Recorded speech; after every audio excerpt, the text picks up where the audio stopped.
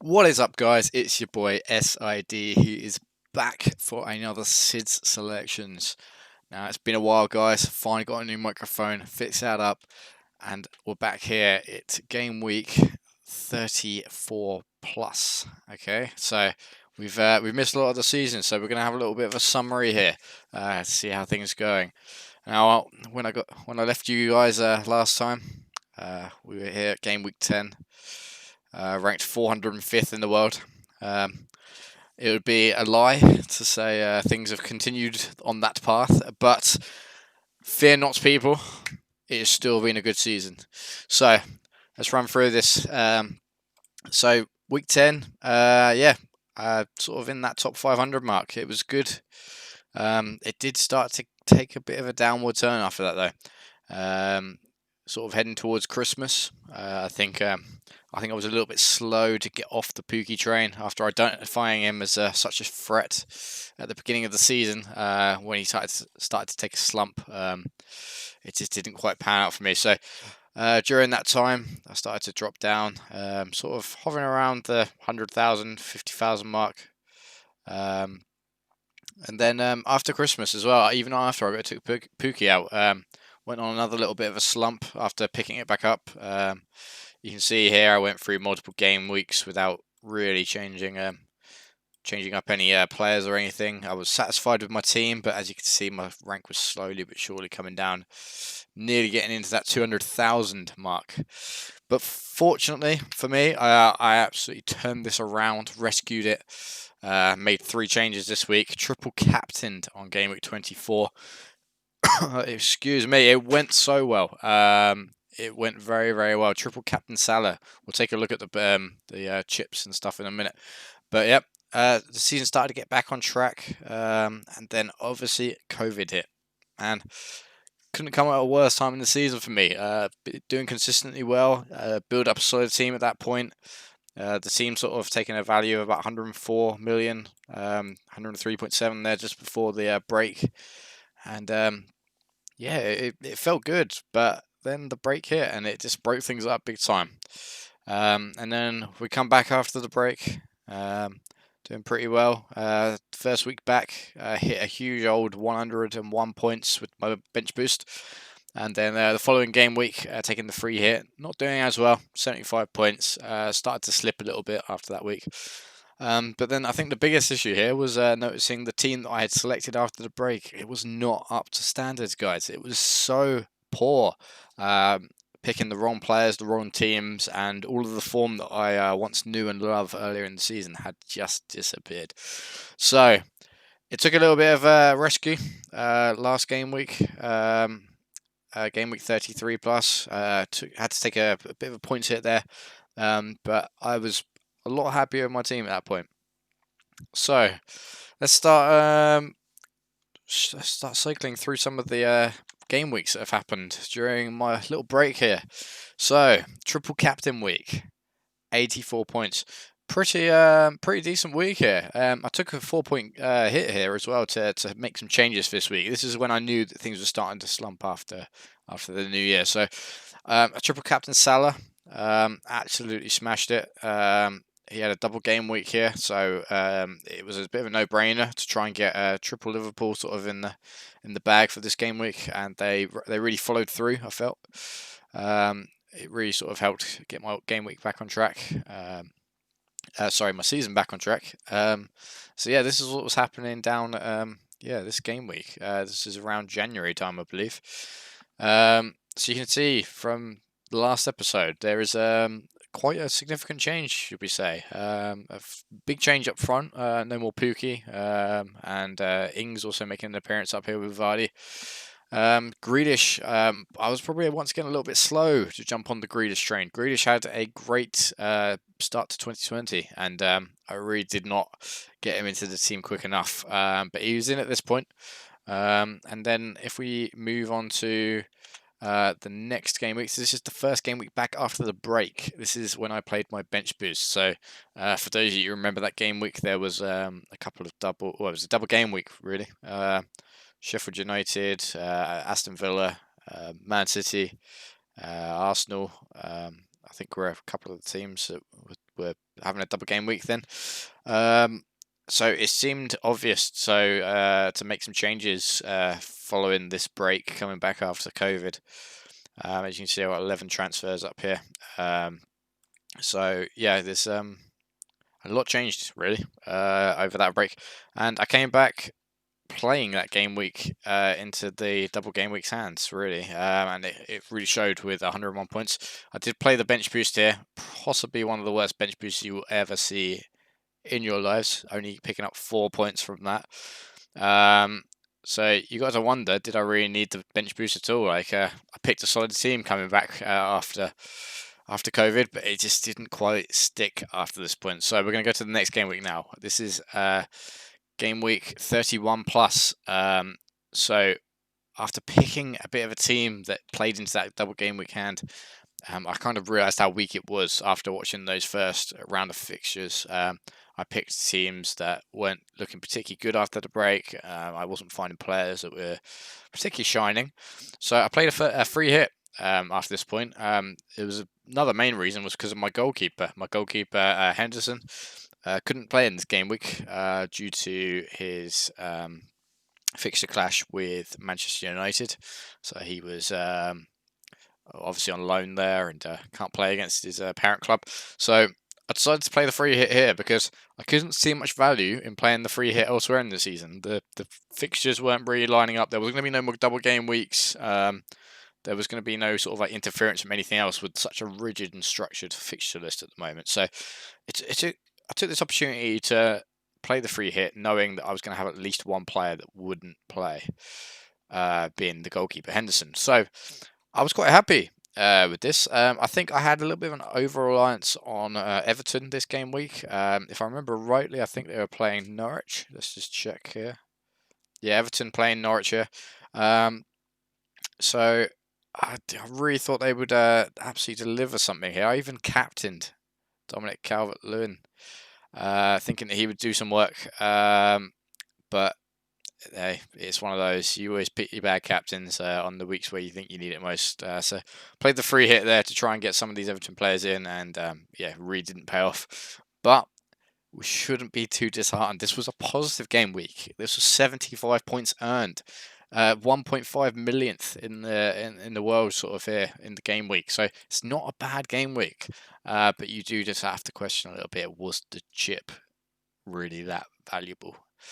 So after making this change for the second game week, I then ended up having to go back to the team that I had originally selected following the break after COVID. And once again, remember that team was very much selected for that double game week in mind. So I knew there were some weaknesses here, especially after being into 2 game weeks since we'd returned at this point. I could see where there were some strong sides and there were some weak sides, and there were some players that were particularly starting to shine. And something I should really comment on is the Aston Villa picks also in the teams on the return after COVID. So I had Jack Grealish and McGinn from Villa. They were an incredible force before McGinn got injured around January time. McGinn playing off Grealish, Grealish playing off McGinn. They always worked well together. So I was thinking, yeah, this is good. McGinn, with the break over COVID, has come back from his injury. This is great. They'll probably find that little bit of form, that connection that they had. But it just wasn't to be. It wasn't to be. And this game week really showed it for me. It was a bit of a turning point. It was just like, this is not good. This is not good at all. Over reliance on Leicester as well, I feel, in the team. It was poor selection there for Leicester. I really thought they'd pick up the same form that they had pre-COVID. So the defense just not living up to the expectations I had on them. So yeah, it was really poor picks here. So I had to start considering how I was going to make changes. Now there were particular fixtures that I wanted to stick around for with some of these players. For example, we got Arsenal here against Norwich, which is the reason why I kept the Aubameyang pick at this point, which really paid off this week. It was probably my saviour this week, to be honest. Not much else going for me here at this point, being down at 2.6 millionth in the world for this game week. So it was nothing special, and I knew changes needed to come. So we'll go into game week 33 plus now. So this was that turning point. 3 transfers. I took a points hit this week, a vital points hit. And one of the main reasons why has got to be those Manchester United players. Got Rashford and Bruno Fernandes in this team now, and it changed everything. Man United have come out of the blocks on this return from COVID. They are on fire. Their players are absolutely dominating this league at the moment, and if you were to see this as a start of a new season, you would have them as title contenders at the moment because they are playing good football. Bruno Fernandes has changed this Manchester United side. He is the playmaker. He is the one who wants the ball. He is the Kevin De Bruyne of that Manchester United team. He dictates everything and he makes stuff happen, and it's really obvious now. The Manchester United team is doing phenomenal, and that really switched things up for me this game week. So, a bit frustrating. I had to take a bit of a points hit here to get to this point, but I just had to make some sort of change to get my game weeks back on track. The team is just too weak coming out of that COVID break. Too much Leicester, too much Wolves a little bit as well. Wolves have had a relatively decent return, but not quite getting me the points I'd hoped. And also the Villa players were just awful. So that's what happened last game week. And then, 2 game weeks ago. Then the last game week. Didn't really make any changes here. And the reason why is because I was kind of happy with the fixtures that all of the players that I previously had were making. But there was an eye-opening moment in this game week, and that was the fact that Wolves once again did not look comfortable. They looked a little bit slow, a little bit lethargic, and they didn't quite create enough as I'd hoped. Sheffield United, who they were playing against at the time, doing their usual defensive greatness, keeping a clean sheet, which was very huge for this team with the Henderson goalkeeper, Baldock defence there. But it was pretty obvious that Dendoncker and Jimenez not really living up to anything. Dendoncker's a little bit of a cost saver in this team anyway. He doesn't usually get played, but over Dunk and McGinn, he was definitely the pick for this game week. He had the most potential. So it was a bit disappointing that Wolves didn't really do much there. So we move on to the next game week. This is the game week that this video is all about.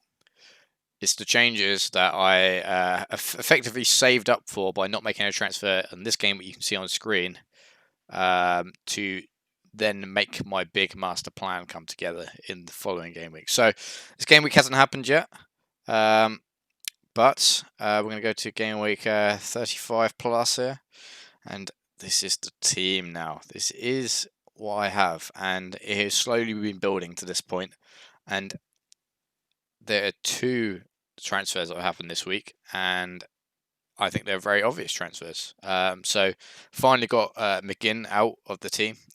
He was sort of sitting there as a bench warmer for the last couple of game weeks whilst I was just there using him to save money.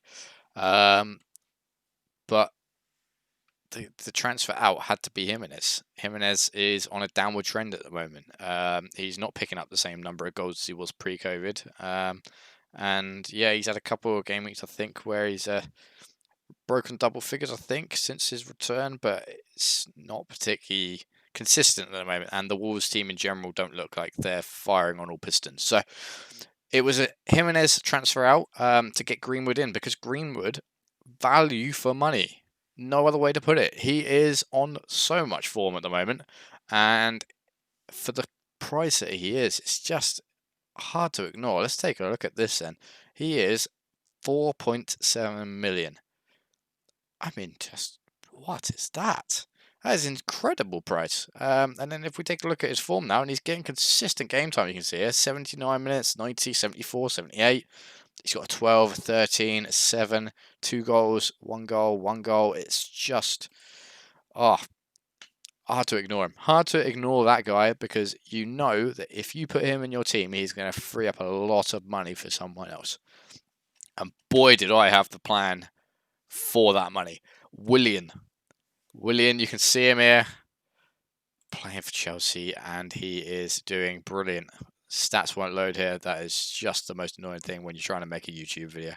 But Willian, he is just doing so well. Once again, I talked about how Fernandes was the De Bruyne of the Manchester United team.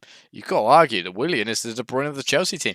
Once again, in that midfield, he is just controlling everything, picking up assist after assist. He's playing balls into the box. He is wanting Chelsea to score. He is pushing them on in the forward direction. He just keeps on going for that goal. And you got to admire it. He is just doing so much for that Chelsea team. The Chelsea team sort of taking a little bit of a rotational hit, I'd say, on the return from COVID. It's very strange. Like they're not having the same players all the time. Giroud's back. Tammy's sort of being rested a little bit more. So it's strange that Chelsea are not the same team that they quite were pre-COVID, but they're coming back and they're doing pretty well. I don't know if they've lost. I think they might have lost one game actually since return. But other than that, they look consistent. But they're consistent and going under the radar. Nobody's talking about Chelsea at the moment. Like there's quite a big battle going on at the top of the Premier League at the moment, and Chelsea are not really coming up in those conversations. I don't feel. So it's quite surprising. Like I haven't seen too many Williams come into their teams. But I was very happy to finally get him. Because basically I was going to get him last week, but it would have taken a points hit to get William in last week, and I made the executive decision to not take that points hit. Not worth the value, should we say? And I was building up to the William pick. And I got him on the free transfer this week, which is great. And even with these two transfers, the Greenwood and the Willian picks, we have to look at my team value here and how much money we have left. Squad value dropped considerably to 101.4 million, but in the bank 1.4. So even though we haven't got any more free transfers this week, we have got some tasty opportunity for next week, particularly to potentially open up some changes into that defence, should we say. We've got Soenku, Boldock, Dunk and Lundstrom. All of these could easily be transferred out for an upgrade. And at the moment, it's hard to say who I'm going to pick. That's probably for next week's game video. And yeah, who knows at this point? But it's a great transfer in my eyes. Transferring out Jimenez to free up that amount of money and to bring someone like Willian in, who is just holding the whole Chelsea team together at the moment. So it was an absolute no-brainer. And I do feel like Willian at the moment is an epic differential because nobody is really spotting the guy. And I've been watching him now for the last 2-3 game weeks and have been trying to figure out a way how I was going to get him in my team. I nearly bought him in after the Aubameyang, after I got rid of Aubameyang, because that freed up a lot of money as well. But it would have been quite reckless of me to have not put in the Manchester United players after that Aubameyang removal. So I'm happy with the route I've taken to get to this point. I feel like it's all about building up a team. Fantasy Premier League, it's you got to build squads and consistent points, and you got to find ways of getting those consistent points with the consistent players. So having Willian finally in the team, I feel like it's going to add to that. And I haven't had to take too many points hits or anything to get to this point. So yeah, minus a couple of 1-2 things here that probably just need to be looked at. I'd say I finally got to that point 3 or 4 weeks in after the return from COVID to give myself a consistent team. So then, guys, not quite where I was with you last time in the top 500. Still in the top 100,000 here. So doing pretty decent. I'll take this. This is a big win. Got to say, doing some pretty decent stuff in some of my leagues here as well. So I'm definitely taking this as a win. It's nice to be back with you guys. All the best for your game weeks as usual. Any suggestions you've got for players, tactics, form, throw them at me. I'd love to hear them. And yeah, peace out, guys.